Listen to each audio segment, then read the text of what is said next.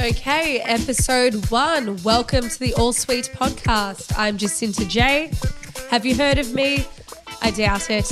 Does the world need another podcast? Probably not. Do I even want to do this? Yeah, look, not really, but I have to. A bit about me, I'm a stand-up comedian, and part of being a stand-up comedian means you have to have a podcast. So I'm out here, I'm trying to increase my digital footprint, which is hard because I barely have a regular footprint. Basically, as I said, I'm a stand-up comedian. I gig in Melbourne and Sydney predominantly, and the gigs are fine. They're fun. I like them, but I am trying to be realistic with the fact that eventually I am going to want to do a stand-up show, or, I'm going to want to do a show or incorporate stand-up into becoming my job, because that's all I want to do. All I've wanted to do always is entertain people and write, and stand-up comedy combines those two things. I get to entertain people, hopefully, if there's people at the gig, which is why I'm doing this, and I get to also write, and writing is something that I've always done. I've always been someone who enjoys creative writing. I write a lot of narrative scripts. I work as a script writer and also write music. And that's how I came to this. And stand-up comedy is something that I've always wanted to do, but I never knew how to get into it. For example, prior to doing stand-up, I was doing music, and that happened organically because I had friends who were into music, and I had friends who were other musicians, and we would jam together, and we'd go out to gigs, and we'd see other bands or go to rock venues. And then at that rock venue, we would meet another musician, and then we'd jam with that person. And then we ended up forming this little network together, and it was very organic, and you formed friendships. Whereas with comedy, I didn't know how to start comedy, because I have friends who enjoy comedy and that are very funny, but they're not comedians. And they had no interest in doing stand-up. So it's not like we could start doing stand-up together. And I knew that there were comedy venues such as, the Comedy Store in Sydney or the Comics Lounge in Melbourne, I knew of that, and that's about it. And probably the odd open mic here or there. And so I knew the big gigs mainly, and you can't approach one of those gigs and say, hey, I want to do comedy, chuck me on, because they're going to chuck you out the door and laugh at you for all of eternity and not laugh at you for the right reasons. So I was like, well, how do I get into it? And then I knew that there were certain venues that held comedy gigs, but again, it came back to the same thing. You just turn up to the venue and say, hey, I want to do comedy. I didn't want to be known as that kind of person. That's weird. So then I thought back to the music days. What would people do then if they wanted a band? Well, I remembered that there were a lot of music pages. There was Mel Band, where you could be 20 years old, you end up jamming with some 60-year-old in his shed playing Led Zeppelin covers, saying how you all have big things coming. So I was like, well, what's the comedy version of that? So I started typing up comedy in Melbourne, Comedy Network, all those sort of things, because I knew that Melbourne had Melbourne Musicians Network and Melbourne Musicians Wanted, all those sort of pages. So I made I searched for a page like that for comedy, found an open mic night gig in Footscray, and I thought, you know what, I'll just sign myself up and write 5 minutes. So I put together 5 minutes worth of jokes. Can I remember them? I remember writing it almost very script-like. So everything that was written, there were jokes. They weren't the strongest jokes. I think there's probably one premise that I've kept from that initial set that has carried, maybe a couple. There have been a couple premises that I've kept from that initial set that I still use today. So 2 to 3 years on. However, the joke itself, it's more evolved and it's written better and obviously performed better. And I remember I rocked up to this open mic night where I had signed up, I was put on the lineup, and I was waiting at the back, and my God, this was the weirdest experience I've ever had. Anyway, I was there, and there was another guy there were a couple other guys there, some who still do comedy and some who don't. And it was very much very boys club where they were all hanging out, and I rocked up and I brought a guy I knew, I brought him with me. And instantly all the other comedians were like, oh, are you signing up to do comedy? They're all saying it's the guy I brought. He goes, no, she's doing it. To which I copped you're doing stand-up. I said, yeah. And one of the guys goes to me, oh, well, how old are you? I said, I'm 25, however old I was. And I'll never forget his response. He goes, oh, well, it's never too late to start. Never too late to start? This guy's 22. Never too late to start. I'm not 50. I was 2 years older than this guy. But that's fine. Never too late to start. Evidently, I'm still doing it. And I'm pretty sure he's got like 4 different kids to 5 different women. And that's where both of us are at right now. But who am I to shame? I think he actually went to prison. I don't know. There was a lot of rumors about what happened to this dude. But yeah, so I did my gig. Actually, I remember even before doing the gig, I had the guy who was running the night come up to me and he asked us all, who wants to go first? Funny enough, all the others there, the seasoned boys, tell me it's never too late to start despite them only being a year younger than me or 2 years younger than me or the same age, some of them. No one wanted to go on first. So it was me and them. And I was like, well, you guys have all done this before. You guys are the pros. You show me how to do it. And then I think one or two volunteered to go ahead of me. Then I just eventually said, look, I'll just go. One thing, none of this is my first rodeo. The same people exist everywhere. Whether you are in a corporate office job or you're a musician or you're a comedian or whatever it is that you're doing, the same people exist everywhere. I think there's probably about 6 genres of human that exist. And then outside of that, there's all these little floaters. And I think within those genres of human, some will get along. And I find the ones that do get along together very well. The ones who don't get along together, like the ones who don't get along with the group that do get along, they have their own group who get along well together. There's group A and group B. And I'm not talking group A, type A or type B personality. I'm just talking about vibe. There's 2 different vibes, and often the vibes don't correlate or don't coexist together harmoniously. Because one thing I've noticed is often the people I like, the same people that I like, will meet other people I like and also like those people. Whereas the same people I dislike, people I'm friends with or people that I like, regardless of how well I know them, also dislike the same people I dislike. So that comes down to me believing I think there's multiple genres of people. The point here is the same kind of pricks exist everywhere.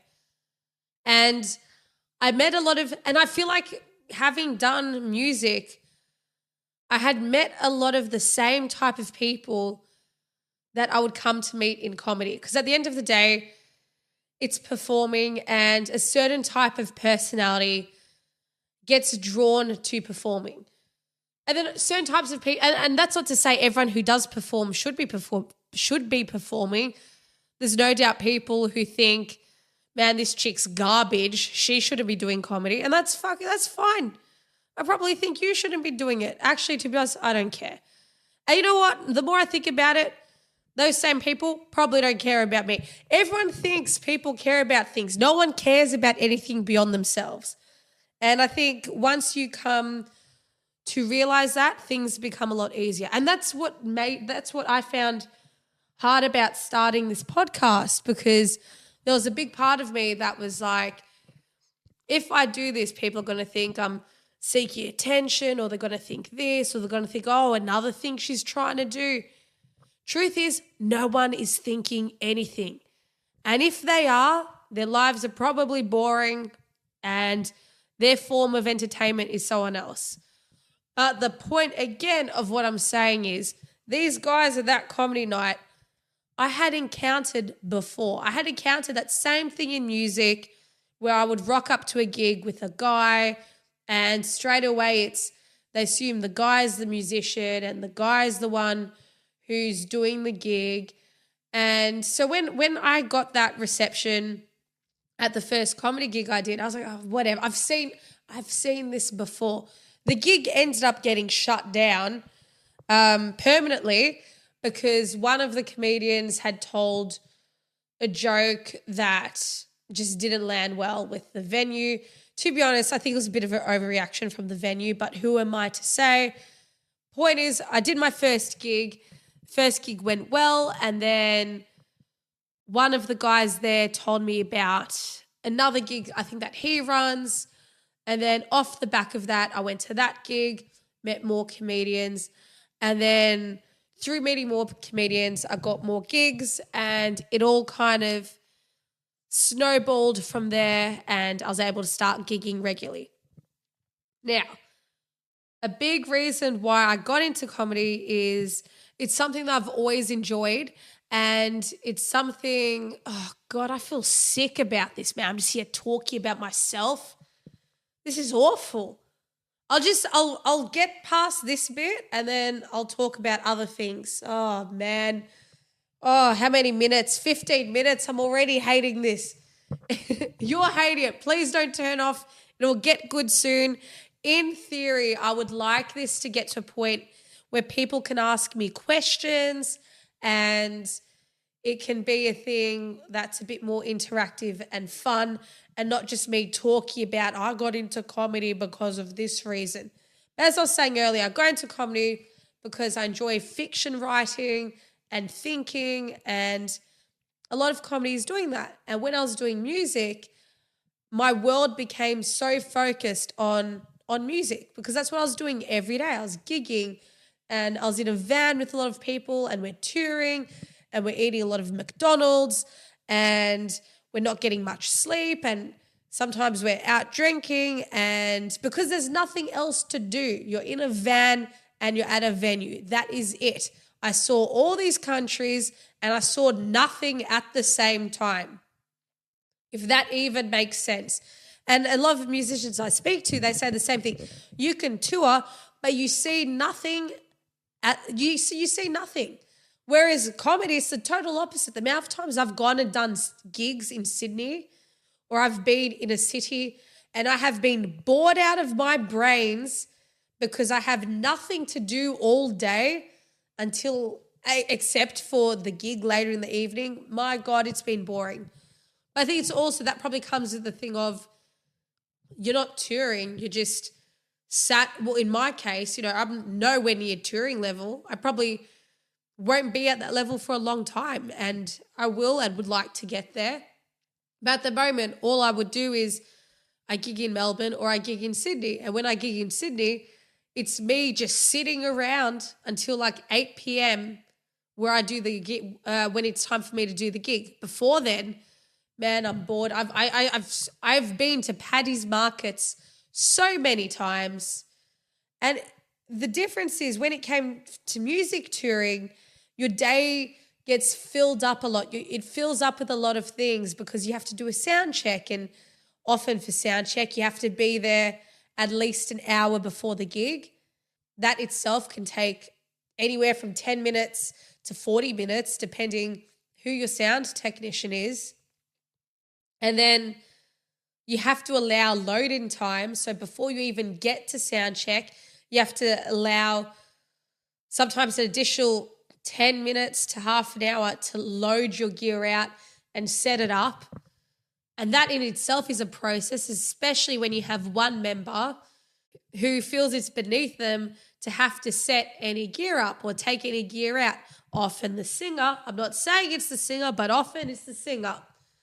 And yeah, so there's a lot that goes on. And then again, with music gigs, you're out so late because there'll be 3 bands on. Every band does maybe an hour to 3 hour set. Sorry, hour to 3 hour set. An hour set each, sometimes half an hour set. So I'd say the actual night itself, the gig will last anywhere from maybe 3 hours, 3 to 4 hours. Then you have to factor in, you hang out after, you're selling merch, you're talking to people. It doesn't wrap up probably until, most gigs don't wrap up till 10:30, 12 a.m. You're hanging about to maybe 3, and you're doing that every night. And that's very different from comedy or comedy in a local scene if you're not a big comedian, because often you'll be there and you'll be hanging around and there might be 10 acts on a lineup. Everyone does about 5 minutes. The night itself is probably about an hour to 2 hours long maximum. And then you don't a lot of people don't necessarily hang out for the whole gig. That's something that I initially found weird, that people would leave, because when you were doing music gigs, it was sort of customary to stick around and support the other band. Whereas in comedy, people they do their set and they rush off to another gig, which makes sense because you can do that. And there's a lot of benefit to doing that because it kind of makes your night more worthwhile as opposed to traveling into the city just to do one 7 to 10 minute gig. So I understand it, but initially I found that odd. It wasn't something I was used to. And yeah, so I'd say usually with comedy, you're home about 10 p.m. or 12 a.m. So music was a very different lifestyle and it was so much fun.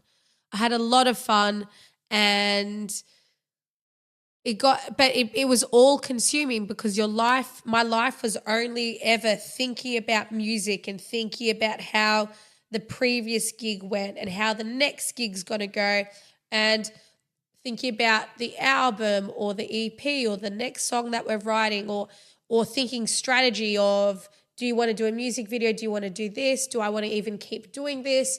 Oh, we're not getting along with the singer. The singer's like this, the singer's like that. Oh, and now the drummer's being weird. Oh, now they're thinking I'm being weird. Oh, but I want to go do this.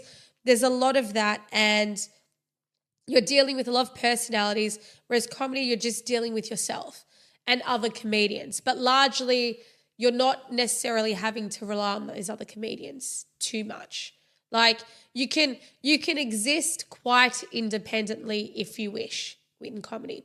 Whereas in music, if you're a band, you have to work together and make things work. And yeah, that's another thing I found different with comedy.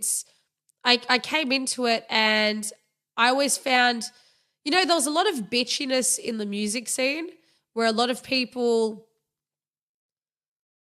were, let's say, a bit two-faced or clearly just loved networking. I'm not against networking, but some people, the way you network, you make me sick.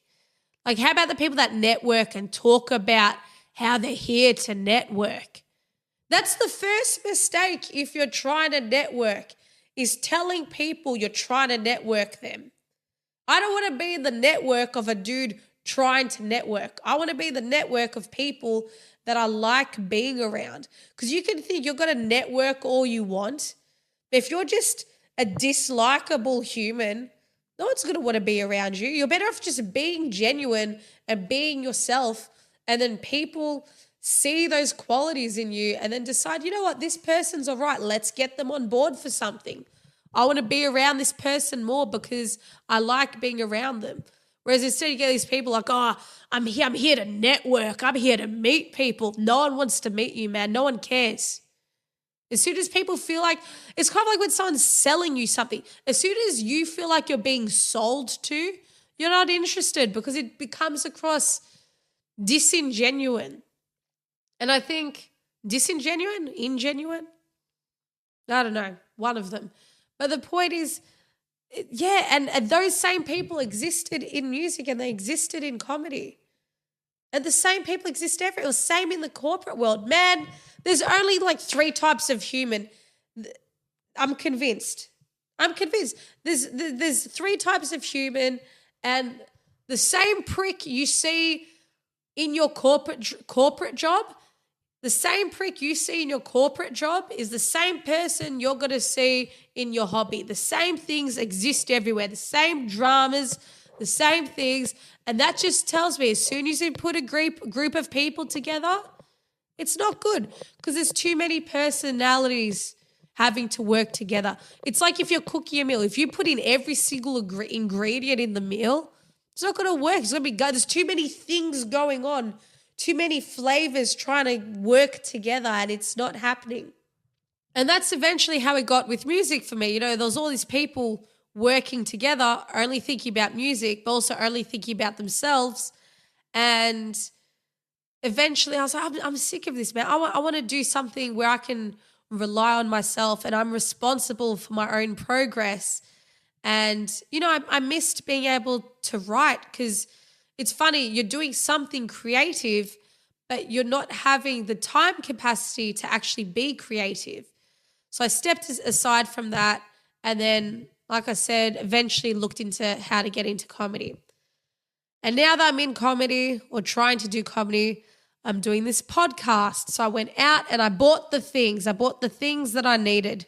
I went over to Good Guys or Harvey Norman. And I'll tell you what, if you're a chick and you're feeling a bit down about yourself, go down to Harvey Norman or Good Guys on a weekend.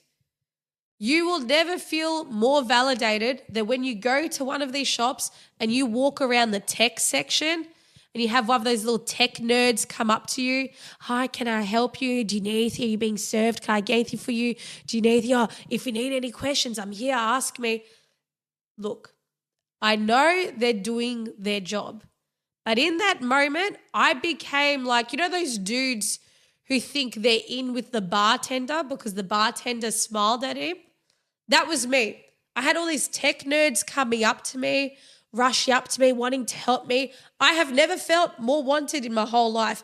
I even developed a new little stride to me. And I'll never forget, there was one guy, the first guy who came up to me, because I didn't need help initially. Eventually I did need help, and I'm a loyal chick. So I went to the first guy who came up to me. Incidentally, he was some little 23-year-old emo boy. And that's fine. Did I develop a little crush on the emo boy? Yes, I did. Did he fumble his words when talking to me? Yes, he did. Did I fumble because he fumbled? Most definitely. Did I listen to Rob Zombie on the drive home for the first time since 2012?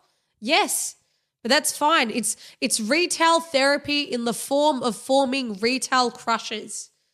Because that's what makes life more interesting. Having little people in shops, not little people, but having people in shops who you can have a crush on, it's fantastic. Little hi, how you going? It's good. It makes you feel better. It makes your day go a bit smoother. Anyway, then eventually my little emo crush, he was so captivated by my beauty, he had to pass me on to someone else. Passed me on to a guy, Alexander. Now, I was happy to hear I was getting passed on to Alexander. I know how to work with an Alexander because most likely if his name is Alexander, he's a Balkan. And Balkan people know how to speak to other Balkans. It's just how it is. And there's something about Balkans where we're almost a minority, but we're not.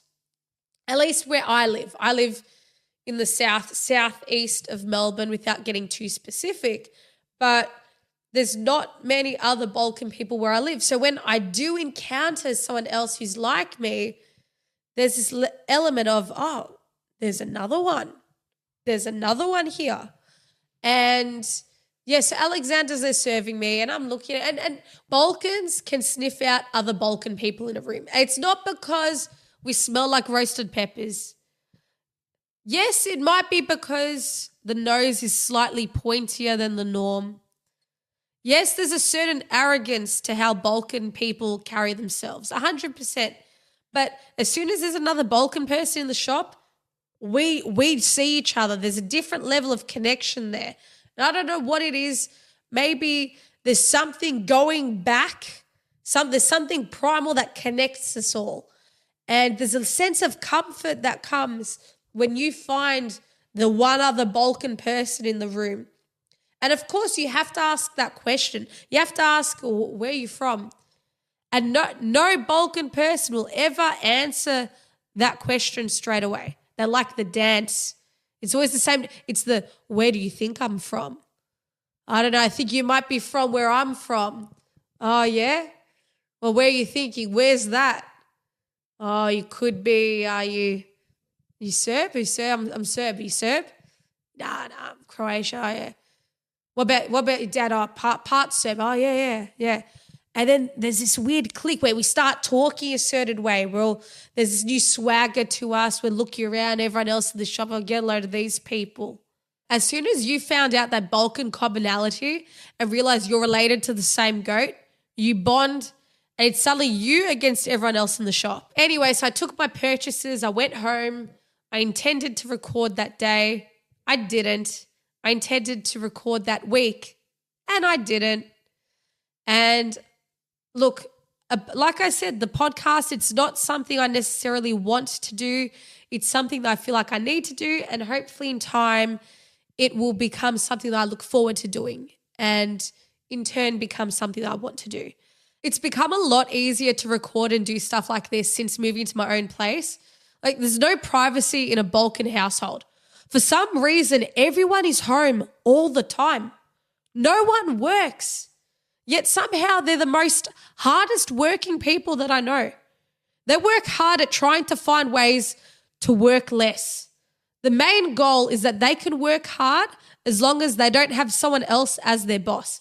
Because why make someone else rich? They want to work on their own terms. My mum says she can't have a life because who's going to run the household? Like, the house constantly needs someone on shift. This woman will vacuum until the carpet is bald, then complain if I offer to help her, but also complain if I sit back and let her do her thing. But it's okay because it's a system that works for her because she gets to be her own boss. She gets to be in charge. And for a Balkan person, as long as they're in charge, that's the only time they're working hard. I don't know. It's just families are weird. They're like cults. It's a whole heap of people hanging out who probably wouldn't hang out in any other context. Everyone kind of looks the same and has the same haircut. At least with a cult, you've kind of chosen to be there. Like, I know people who actively choose to not be with their families. Because it's not until you leave a cult and see the real world that you start questioning why you were made to wear hemp clothing and constantly drink raspberry cordial. Whereas with families, the only thing that makes you appreciate your family is other families. It's not until you stay with another family and see them wash their shoes in the kitchen sink with their breakfast bowl that you realize, you know what? The hemp clothes and the raspberry cordial weren't so bad. Nah, my family's all right. Look, I won't say it's a love-hate relationship. It's a love and you fucking shit me, but I love you kind of relationship. And I think that's the best relationship where you can annoy each other, but then you can take a step back and realize, oh, you know what? Those people aren't so bad. Yes, they're a bit loud. Yes, my mum needs to relax with the cleaning. Yes, my mum probably says everyone else needs to clean more, but at the same time, does she let everyone else clean more? No, she doesn't. But that's how we exist.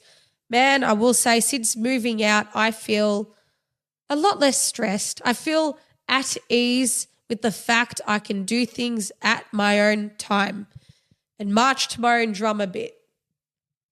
Do you know who else is marching to their own drum? I know this is a huge shift in topic and I might leave it at this because I've been recording for 40 minutes. I'm going to have to do a lot of editing here. Donald Trump has picked up a side hustle in McDonald's. Have you seen this?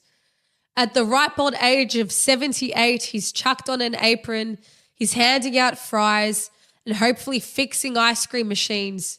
Meanwhile, Kamala's out here lying about her working history like a uni graduate pretending they have 2 years work experience and know how to use Excel spreadsheet.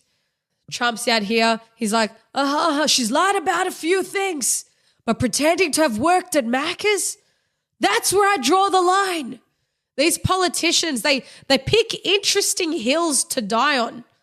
That's why I love America. It's like one big sketch.